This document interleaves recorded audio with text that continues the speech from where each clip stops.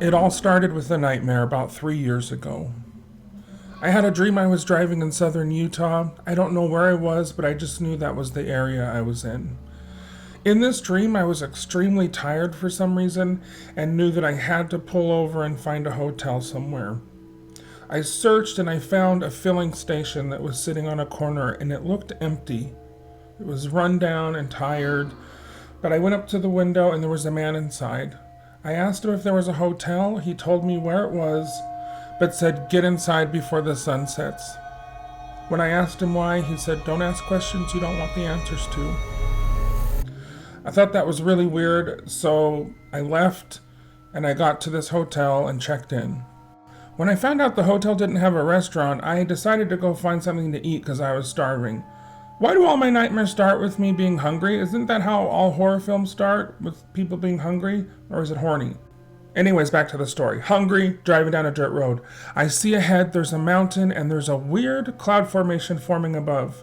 As I get closer, I see the mountain's actually cut directly down the middle, but it's in the shape of a V. And the thing that I thought was clouds were actually some sort of dark energy particles floating, causing a bridge over this gap and forming a perfect triangle. And then as the sky got darker, the moon appeared right in the center of this void.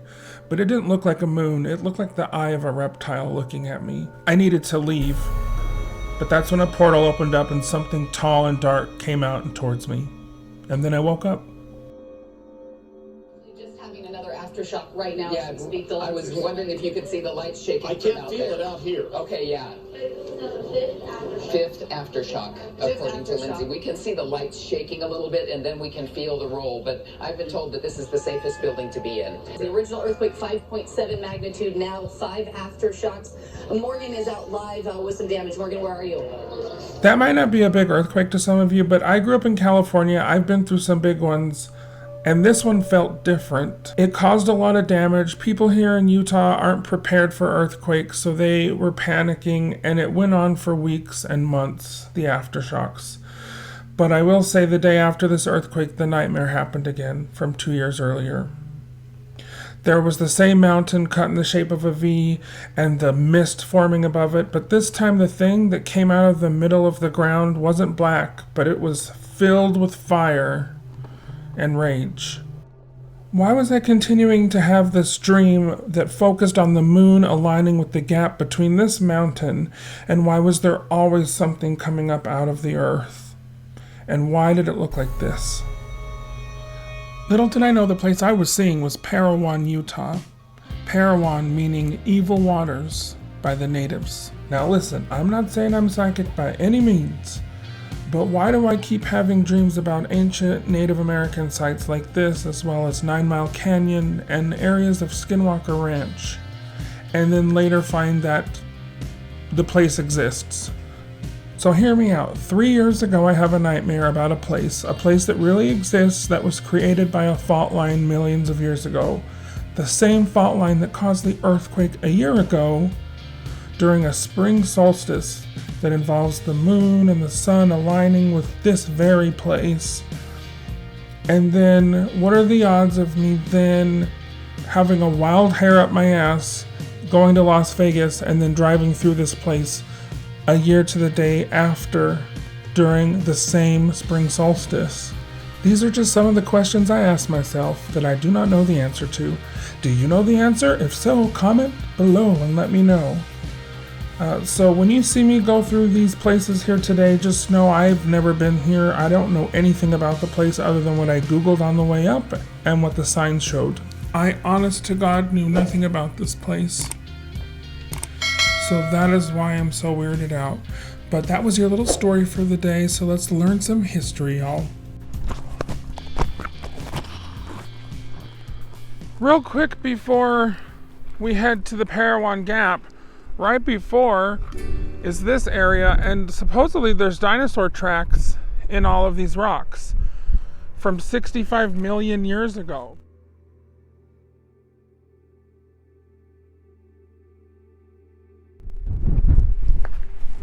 I'm so proud of myself. I've been getting my steps in this week, looking for dinosaurs and ghosts.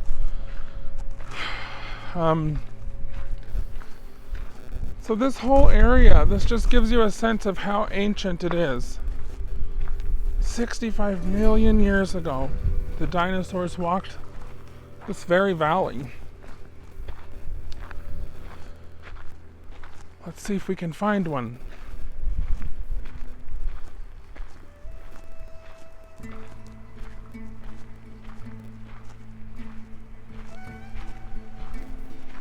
I don't know where I'm going. Let's just go up here. Can rattlesnakes get you in the winter? Probably not. They're probably sleeping.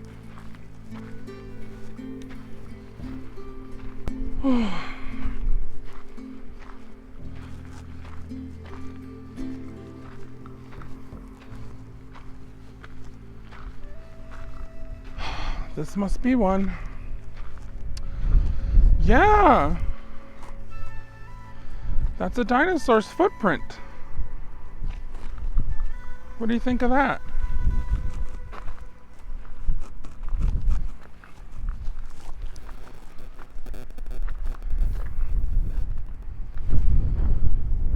So I'm assuming, I'm no geologist or archaeologist, but I'm assuming the dinosaurs walked these parts of the land, and then over millions of years, sediment and rock and pressure from water filled in those footprints, forming like a reverse mold.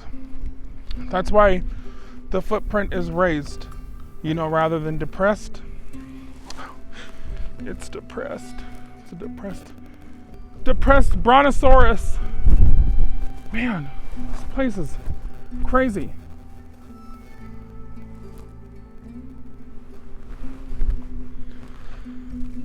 Well, I think that's just really neat. I don't know about you, but I'm really into this.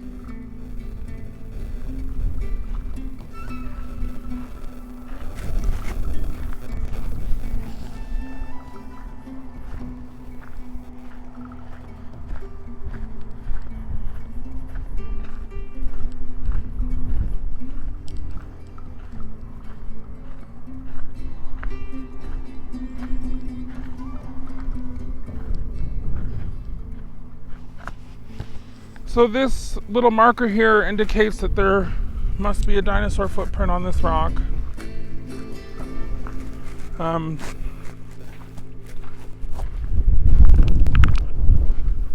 This must be it. Right there. Look at those little toes. It's like a little horse foot. How cool. I'm sitting here looking at where dinosaurs roamed the earth. And now I'm roaming the earth. And I can tell you what, I could really go for some pancakes right now. Searching for dinosaurs makes me hungry. There's a little sign about this place. How about I go get some info instead of just guessing. Okay. So you can see here, most of the footprints here in Parowan Gap have 3 toes that resemble giant bird feet, so they were known as hadrosaurs. Oh, the duckbills. Oh, these are the little cuties. They used to roam this area. A lot of people don't know this about Utah and like this part, but this was all like tropical. This was a rainforest. There's parts up in Spanish Fork Canyon, and in some of these canyons you can still find tortoise shells and fish scales, because this was all under the ocean, under Lake Bonneville. So it's really, really crazy to think that now it's this. What can happen after millions of years?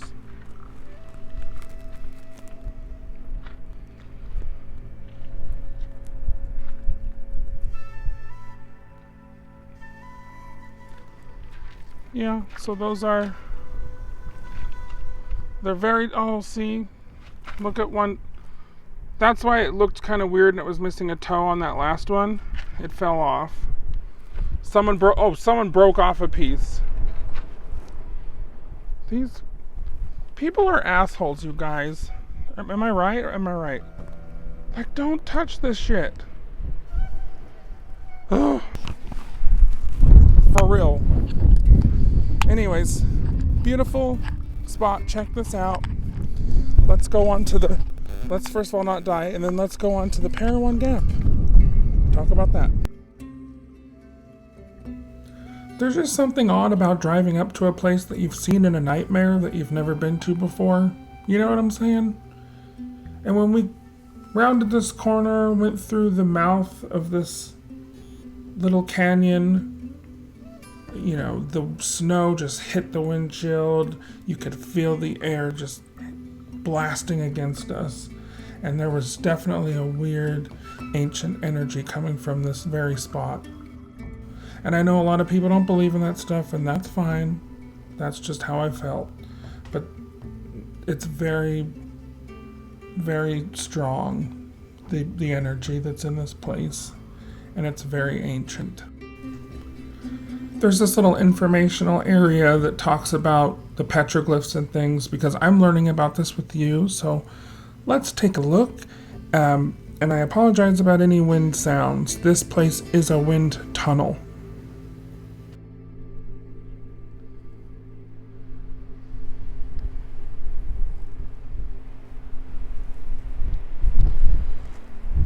I guess there is a little Salt Lake here. I had no idea.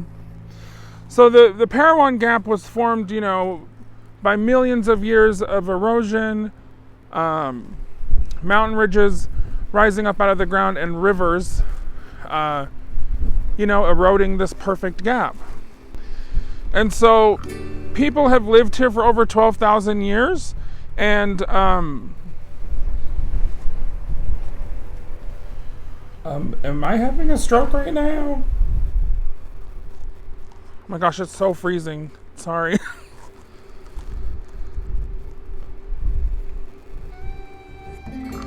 But this is what the Parowan Gap looks like from above.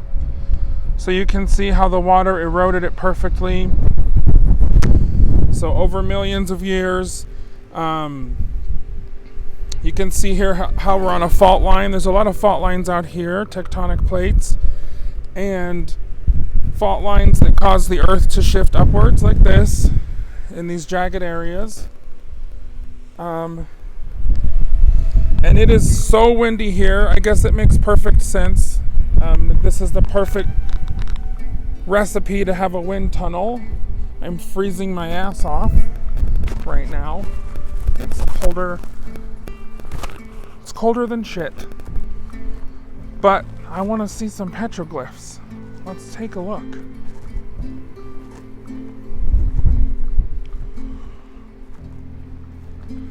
It's a very... This place is just a very, very mysterious. Just feels very mysterious.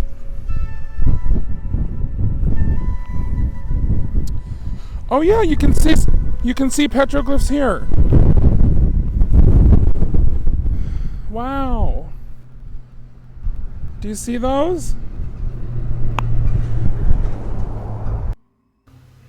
Does this petroglyph, also known as the zipper glyph, look familiar to you guys? It looks an awful lot like the drawing that I did.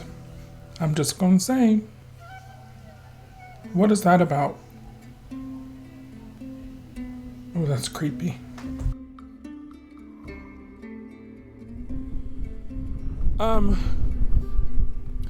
I've seen a lot of petroglyphs that I just can't explain, that you see that look like flying saucers, people coming out of spaceships, airplanes. Now, historians and archaeologists, they say that it means, you know, something completely different, but, you know, how did people know what an airplane looked like 5,000 years ago? Do you know what I'm saying? But apparently these particular petroglyphs, they tell the story of like a migration from an old place to this area, It talks about how there was famine, drought, cold ice, and hot sun. And it also talks of a great leader. So there was a conflict, and this great leader was killed. And archaeologists are able to tell that just by looking at these pictures, which is amazing. Like, I always wanted to be an archaeologist so that I could have a little Asian boy follow me around and say, Dr. Jones, Dr. Jones! You know what I'm saying? That's the life.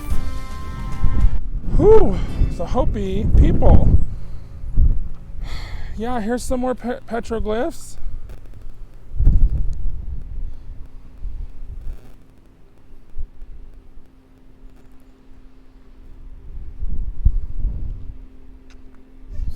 So interesting. So beautiful. Look at that. I mean, there is one up here that's looking a little penisy. I'm not gonna lie. That's what that could be about. I know men love their phallic symbols all throughout history. But